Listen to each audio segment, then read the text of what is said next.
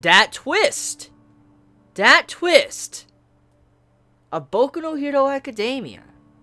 Horikoshi, mad props. I give you mad props. I give you mad props for this chapter's conclusion. That setup.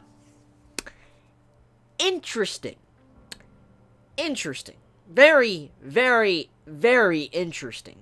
Because of the potential possibilities of that conclusion. Let's not even talk about how Toga can transform and have a metamorphosis and turn into other people. Let's not even talk about that. Let's talk about the blood situation first. As we all know, let's just look at One For All, the quirk ability. We know One For All is transferred from host to host. It's like they pass on the torch. And the only way to pass it on is through DNA.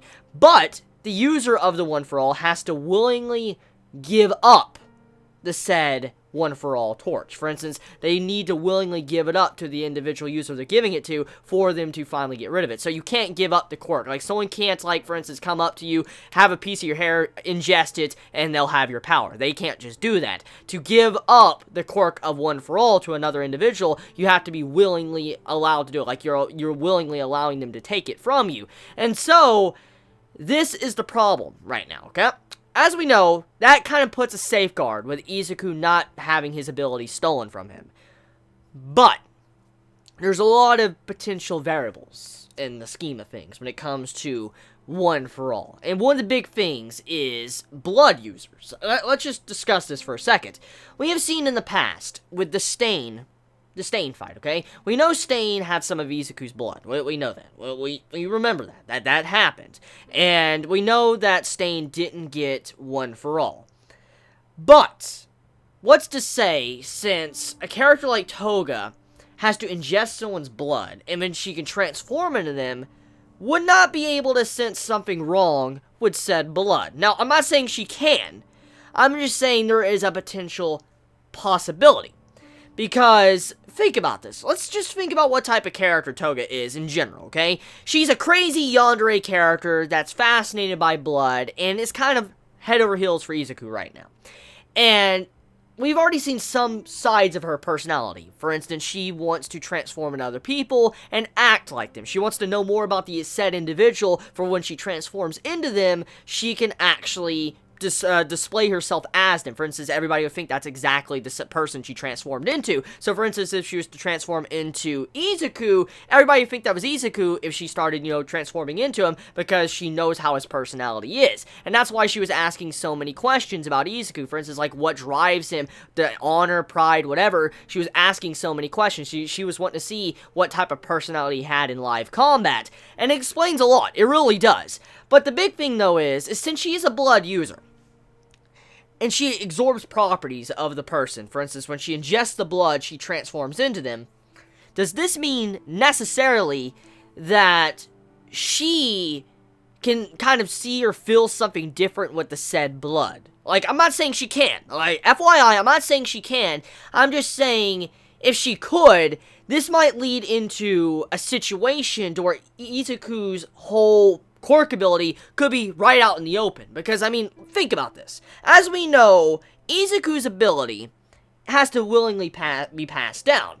And All Might told Izuku, do not discuss this transfer ability at all. It's very important, because if someone was to find out, it'd be very bad. It would be very, very, very, very, very bad. But it's not just because it'd be very bad, it's because there's definitely quirk users out there. I mean, judging by what we've already seen so far, let's just look at All For One, for instance.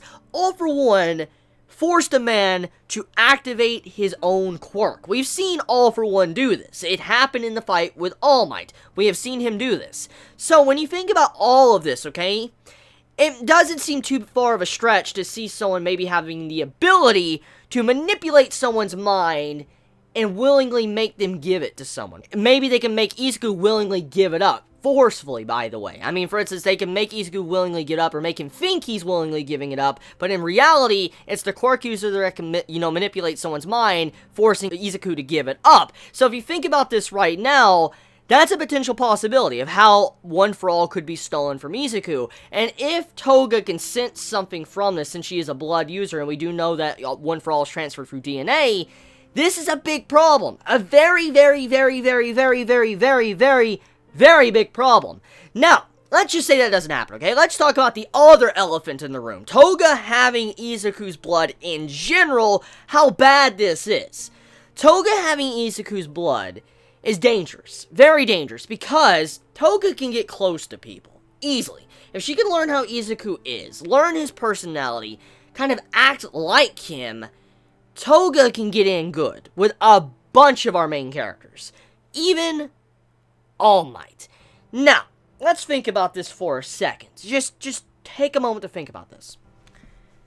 Regardless if Toga can't sense anything, for instance, One for All in the blood, if Toga transforms into Izuku and talks to All Might, think about this, and somehow the conversation with All Might and Izuku gets around to how One for All started in the first place, Toga could find out a lot of information.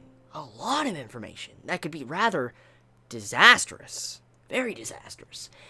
So, I'm kind of scared right now, because there's a lot of shit that can go wrong now. I mean, a lot of characters could potentially die. I mean, it's a possibility. It's a possibility, especially with how Toga is as a character, being like a yandere type character. That's a potential possibility. So, Horikoshi, you have a lot of potential with that final scene of the chapter. A lot of potential. Like, so much, in fact, that I am really interested to see what you do with it, because you can go many different directions right now. There's a lot of branches Horikoshi could take. He could take the path of finding out about One for All, or negating that, and eventually Toga having a conversation with All Might, and then finding out about it that way, or Toga transforms into Izuku, and then does some crusty shit, and, like, you know, kills people, or, you know, does something else and ruins relationships, whatever may happen, something bad could happen. And that's not even talking about the true dire thing behind the scenes that has already happened, and that would be Kimi. Kimi, she's missing. She is missing. Yeah, you heard me. So, the slime girl that we thought was Kimi the entire time, no, it is not. That is actually Toga the entire time that's been in this exam. So, for the past 3+ days, Kimi has been missing, acting a little bit different, just to get closer to Izuku. Now, this begs the question, what is going on with Kimi? Is she dead? Obviously, she's a hostage, but since this is a villain, obsessed with blood, Boku no Hero likes to change things and not be the traditional shonen, there's a possibility Kimi might be dead as fuck, but I don't know. We'll see. But I'm kind of worried. I'm kind of worried because now we know that the character we've been interacting with is not really the original Kimi at all. It's not. It's not the same character. So this, you know, potential shipping, the pairs and all that many been talking about, that's not going to happen now. I mean, unless you ship Toga. I mean, possibility. But still. Point is that right now, there's a potential character death. Potential plot twist in the future because of what's going on. So yeah, Horikoshi, good setup. Very good setup. I give you a lot of compliments for that for the next arc. So, moving past that, let's talk about the exam in general. So, the exam gets concluded. And with it, we get our results of who passed and who didn't. And Bakugo did not pass. Now, in a way, this doesn't really come as a surprise. I mean, if you think about Bakugo's personality, it makes sense how he didn't pass.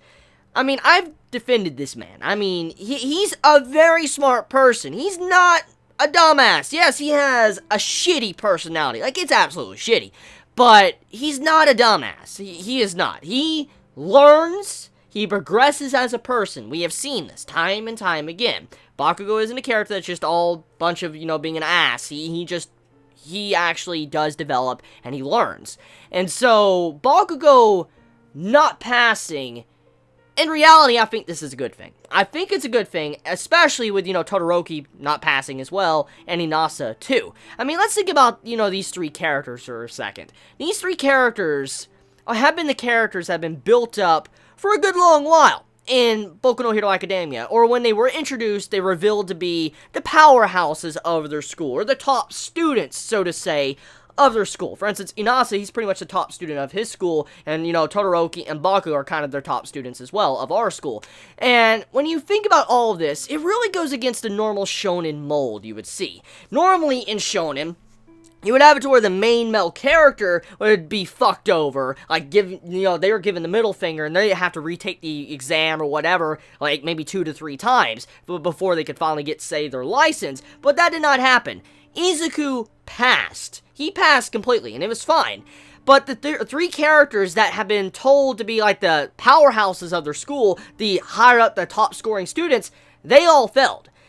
And I like that, too. That's a very good difference to this chapter compared to normal shonen, because normal shonen would have had all 3 of these characters pass, everything would have been fine, but Izuku would have been fucked. And I like this difference. I really do. I like the underdog being the top dog, and the top dog's kind of getting shit on and going to the bottom. That, I'm fine with. I am fine with that. So Horikoshi, continue to impress me, that type of stuff. That's what I like to see. Stuff that is not the normal shonen mold.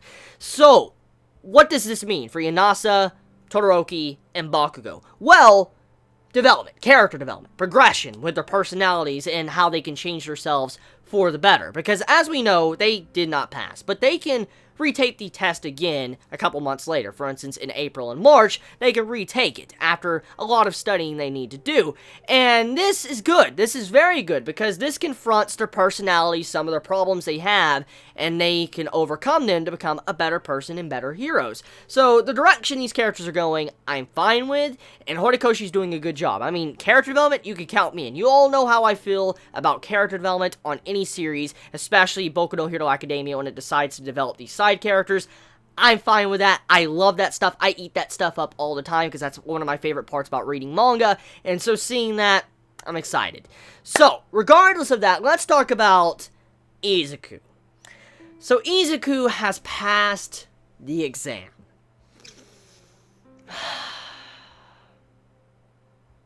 You know why I'm smiling. You know. This boy has been trying so hard since the beginning. He's been trying so hard. He put so much effort. He's done so much work. And all this effort is paying off. He's one step closer to being a true hero. Izuku, my boy, I'm so happy for you right now. Like, I'm so happy. Just when you see him holding his license, he's looking down at it. I'm like, yo. It's such a good scene. It's such a good panel. Just seeing that scene of Izuku holding his license and smiling because he realizes how far he's come. Well done. Well done. Well done. Now, leaving that sentimental part aside, let's talk about the funny comedy moment of this chapter. Mineta. Oh my god. Mineta, what you did was some crusty shit. Like, let's just go back and talk about what he said. So, after Todoroki failed, okay, he didn't pass, and, we found out about Bakugo as well, Mineta walks up over to Todoroki, pretty much puts his hand on his shoulder, he's like, huh, so the hierarchy has fallen. Boy, if you don't understand why that is funny, I don't know what to say.